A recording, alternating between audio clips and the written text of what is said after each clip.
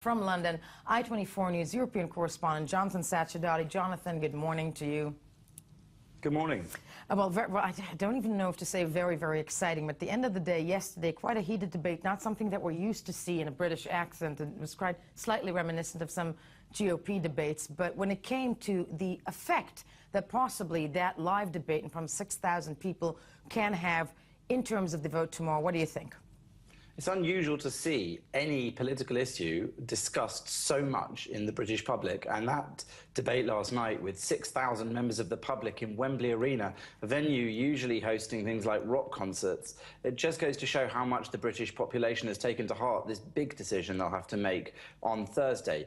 That debate last night, of course, could change things either way, with the polls being more or less 50-50, fluctuating between both sides over recent weeks, and the appearance of Boris Johnson at the end giving a rousing speech, ending what he called the debate for Britain's Independence Day. David Cameron, of course, didn't take part last night, said that there wouldn't be a face-off between Boris Johnson and David Cameron in the same programme, in the same debate. Both of them, of course, important figures in the Conservative Party, and some assuming that Boris Johnson is vying for David Cameron's job should there be a vote for Britain to leave the EU. Assuming, I mean, assuming is, theorising, but it seems fairly clear in that respect. Apropos that Independence Day statement, Sadiq Khan on that stage, if we can, we have that heated moment in that debate. Let's take a look at it so you can explain to us how we think that possibly registered within the UK public. Let's take a look.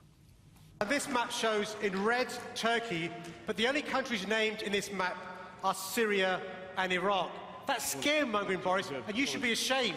All right, I think we've heard enough from Project Fear over the last couple of weeks. I really do. And if the countries across Europe are not paying their 2% of the GDP, which is the NATO contribution, we will be weakening it. But stay and fight, don't quit. Let's stay and persuade our allies to pay their 2%.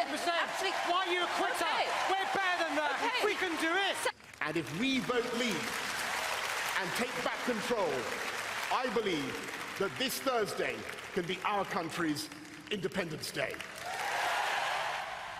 Jonathan, just one thing to you, because British polls are something that, nobody wants to trust at this point in time, not to hurt anybody, but we all remember what happened throughout the election.